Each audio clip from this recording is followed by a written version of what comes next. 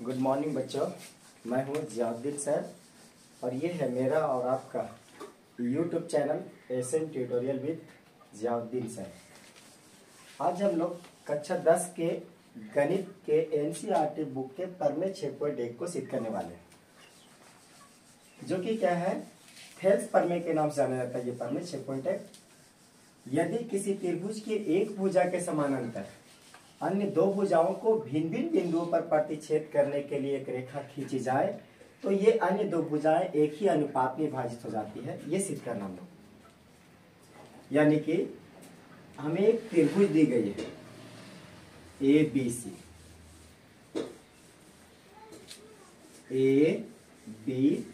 एक त्रिभुज दिया गया है जिसके दो भुजाएं ए बी और ए सी के अलग अलग बिंदुओं डी और ई, दो बिंदुओं से होकर के एक रेखा डी खींचा जाता है जो कि बीसी के समांतर है। यानी एबीसी एक त्रिभुज है जिसमें क्या है, ए बी और ए सी दो भुजाओं के भिन्न भिन्न बिंदुओं डी और ई से होकर एक ऐसी रेखा खींची जाती है जो उसी त्रिभुज एबीसी के तीसरी भुजा बीसी के समानांतर है। यानी जो डी भुजा है वो बीसी के समानांतर है। तो हम लोगों को साबित करना है कि AD बटे DB बराबर है AE बटे EC के। ठीक है, यानी कि ये ABC एक त्रिभुज है जिसके दो भुजाएं AB और AC के दो अलग अलग बिंदु D और E से होकर एक ऐसी रेखा खींची गई है D जो उसी त्रिभुज के तीसरे भुजा BC के समानांतर है। तो हम लोग को ये साबित करना है कि AD बटे DB का अनुपात AE बटे EC के साथ क्या है, बराबर है। इसके लिए हम लोग क्या करना है, सबसे पहले जो हमें दिया है प्रमेय को सिद्ध करने के लिए हमें इस बात का ध्यान रखना होता है कि आखिर दिया क्या है, सिद्ध क्या करना है और रचना। हर प्रमेय की मेन कहानी होती है रचना। तो सबसे पहले हम लोग लिख लेते हैं दिया है ए बी सी एक त्रिभुज है, एबीसी एक त्रिभुज है जिसमें डीई जो भुजा डी है वो समांतर है किसके, बीसी के। एबीसी एक क्या है, त्रिभुज है जिसमें डी भुजा जो है बीसी के समांतर है। ये बात दिया हुआ, बीसी के समांतर है। सिद्ध करना, क्या सिद्ध करना है, सिद्ध करना है AD बटे डी भी बराबर है AE बटे EC के। सिद्ध करना है AD बटे DB बराबर है AE बटे EC। इसके लिए हम लोग रचना करना होगा। इसके लिए हम लोग क्या करना होगा, एक रचना करना होगा। रचना क्या है कि B और E को मिलाएं, B और E को मिलाएं और C और D को मिलाएं, C और D को मिलाएं। इसके बारे में लिख लेते हैं, B और E तथा C और D को मिलाया तथा क्या करते हैं, AC भुजा पर DM एक लंब खींचते हैं। AC भुजा पर DM एक हम लोग क्या करें, लंब खींच, और साथ ही साथ AB भुजा पर EN एक लंब खींचते हैं। EN ये लंब है। अब हम लोग क्या करते हैं, इसके बारे में लिखते हैं कि DM लंब भुजा AC तथा EN लंब भुजा AB खींचे या डाले लिख सकते हैं। तथा क्या लिखेंगे, DM लंब, ये लंब का चिन्ह है, DM लंब AC एवं EN लंब AB खींचे। अब परमान जो कि क्लास 9 में भी सिखाया गया। परिमाण वो होता है जिस त्रिभुज में हमें बात करना हो, परमाणु में हम क्या लिखते हैं, त्रिभुज ADE में, ये जो त्रिभुज है ADE, इसके अंदर क्या क्या हम उसका त्रिभुज का क्षेत्रफल निकालने वाले हैं। इस ADE त्रिभुज का क्षेत्रफल निकालने के लिए अगर हम AD को आधार मान ले तो ऊंचाई क्या होगा, EN होगा। इस त्रिभुज ADE में ये आधार है और ये ऊंचाई क्यों है, क्योंकि यहाँ पे लंब है, वो उसके ऊपर AD भुजा पे EN क्या है, लंब है। तो हम त्रिभुज का क्षेत्रफल निकालने के लिए हम पहले से जानते हैं, त्रिभुज का क्षेत्रफल होता है 1/2 गुने आधार गुने ऊंचाई।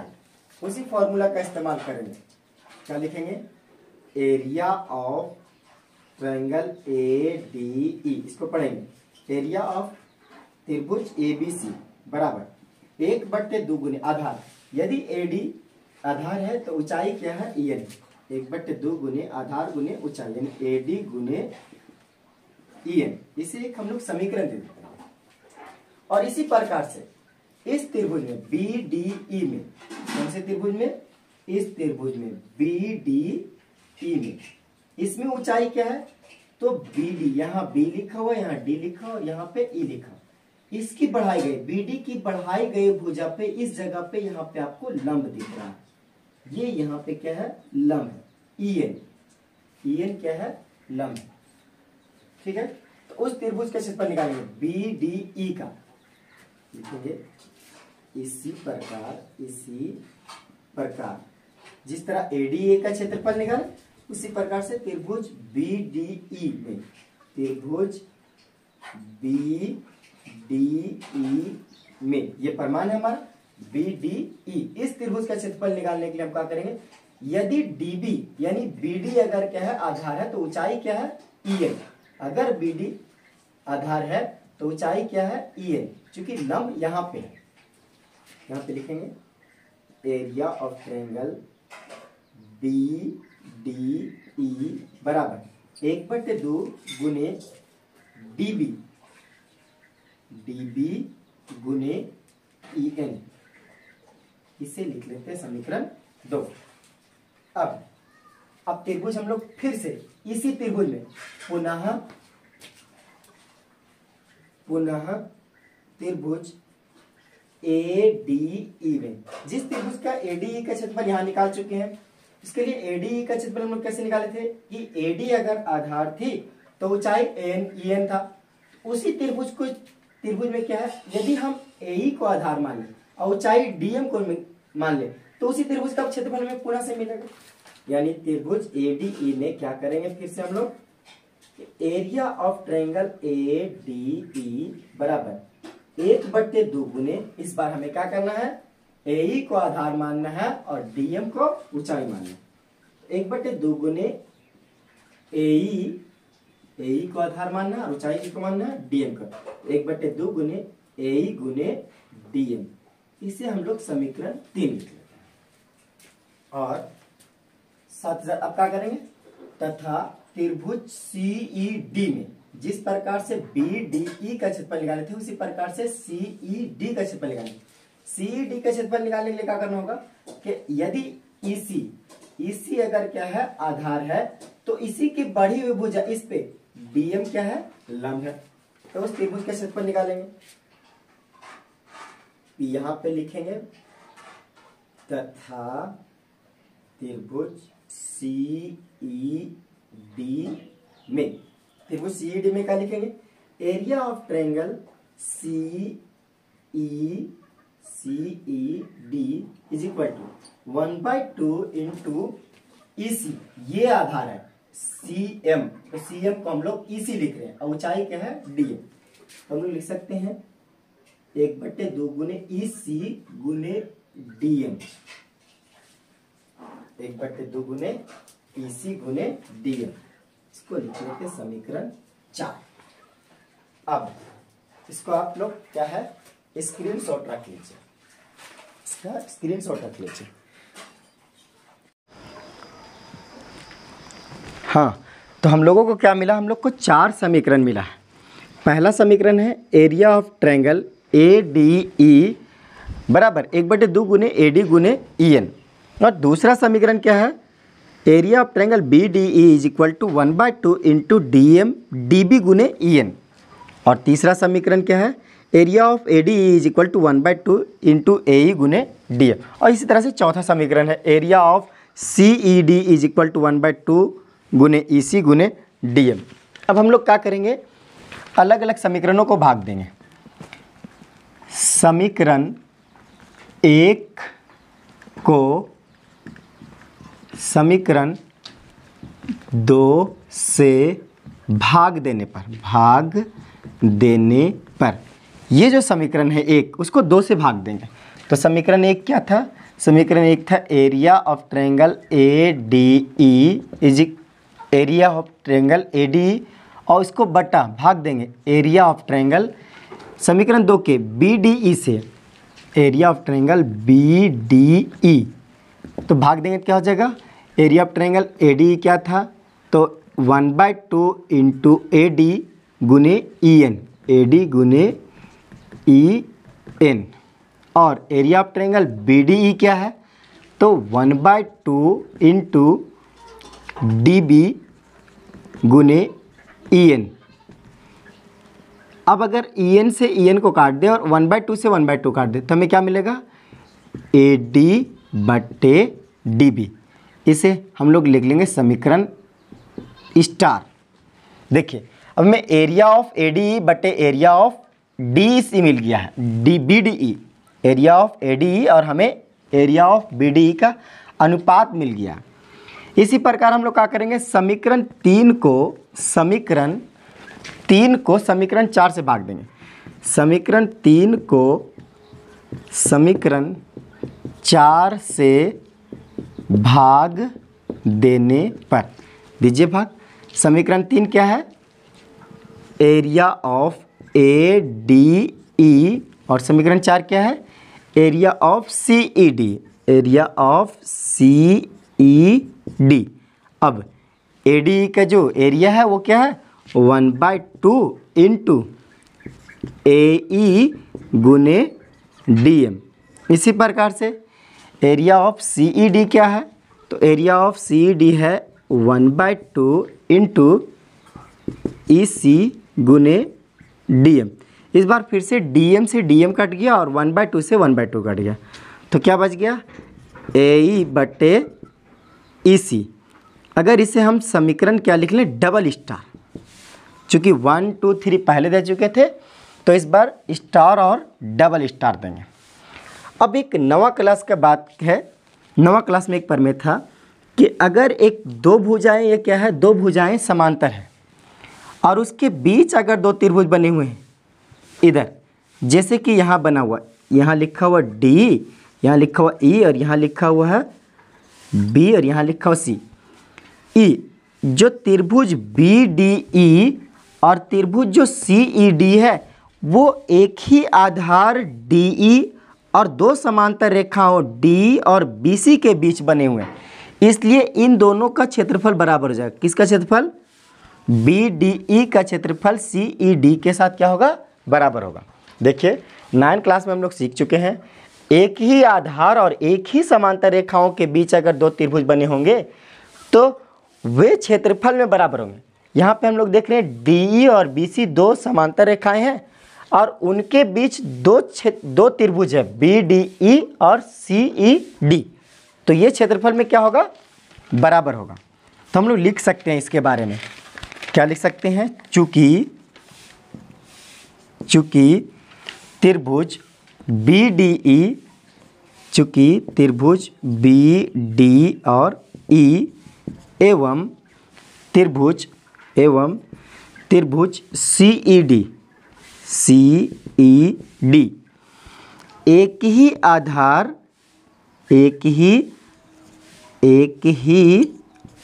आधार कौन सा, डी ई एवं समांतर रेखाओं डी ई एवं बी सी के बीच स्थित दो त्रिभुज हैं, दो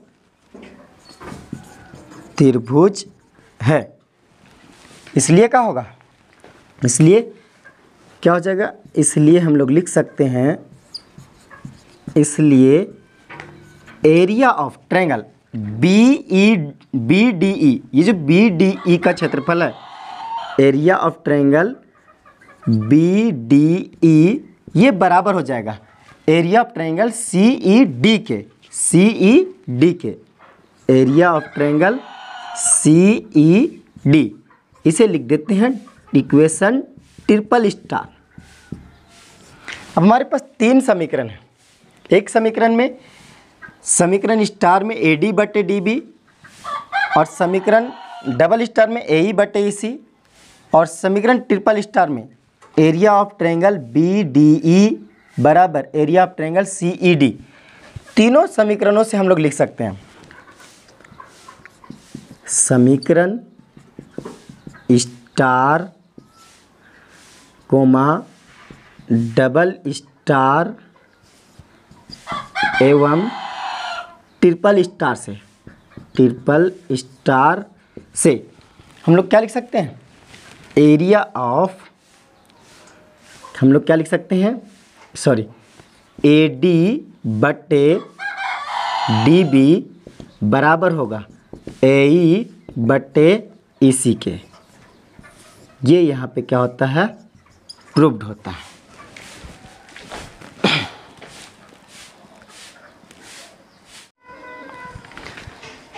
देखिए, तो अगर आपको समझने में दुविधा होती है, समझ नहीं आ रहा कि आखिर समीकरण स्टार, डबल स्टार और ट्रिपल स्टार से हमने ए डी बटे डी बी और ए ई बटे ई सी अचानक से कैसे लिख दिया, तो इसको समझने के लिए देखिए, चूंकि बी डी ई जो है, बी डी ई, ये वाला जो त्रिभुज है बी डी ई, इसका जो क्षेत्रफल है ये सी ई डी के साथ बराबर है। ये जो बी डी ई का क्षेत्रफल है वो सी ई डी के साथ क्षेत्रफल के बराबर है। अब मान लो कि ए डी ई का जो क्षेत्रफल ऊपर वाला, उसका 50 यूनिट है, 50 मात्रक है, मात्रक का स्क्वायर है ये, और नीचे वाला का जो क्षेत्रफल है वो मान लो कि 100 है। बी डी ई कितना है, 100 है, तो सी ई डी भी कितना हो जाएगा, 100 हो जाएगा।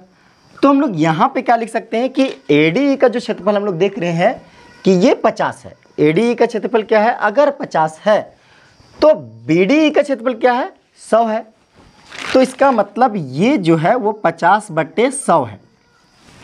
तो यहाँ पे इस समीकरण स्टार में, ये समीकरण स्टार में हम लोग क्या देख पा रहे हैं कि ए डी बटे डी बी का जो अनुपात है वो 50 बटे 100 है, यानी ए डी ई और बी डी ई के अनुपात के बराबर है। अब चूंकि यहाँ पे भी समीकरण डबल स्टार में क्या है, ये भी एक ए डी ई है, उसी त्रिभुज का क्षेत्रफल है ए डी ई, तो ये भी तो 50 है। और चूंकि समीकरण ट्रिपल स्टार में कहता है कि जो बी डी ई है वो सी ई डी के बराबर है, यानी बी डी ई अगर उसका क्षेत्रफल अगर 100 मात्रक है तो सी ई डी का भी क्षेत्रफल क्या है, 100 मात्रक है, यानी ये भी क्या है, 100 है। तो 50 बटे 100 अगर ये होते हैं तो 50 बटे 100 ये होते हैं। तो इस तरह से क्या हो जाता है कि ये दोनों क्षेत्रफल बाएं तरफ बराबर है। बाएं तरफ का क्षेत्रफल क्या है, दोनों तरफ, बाएं तरफ का क्षेत्रफलों का अनुपात बराबर है। तो दाएं तरफ का जो भुजाओं का अनुपात ये और ये होगा वो क्या हो जाएगा, बराबर हो जाएगा। तो इसी वजह से हम लोग लिखे समीकरण स्टार, डबल स्टार और ट्रिपल स्टार से ये ए डी बटे डी बी जो है वो ए ई बटे ई सी के साथ क्या है, बराबर है। इसको आप लोग स्क्रीनशॉट रख लो।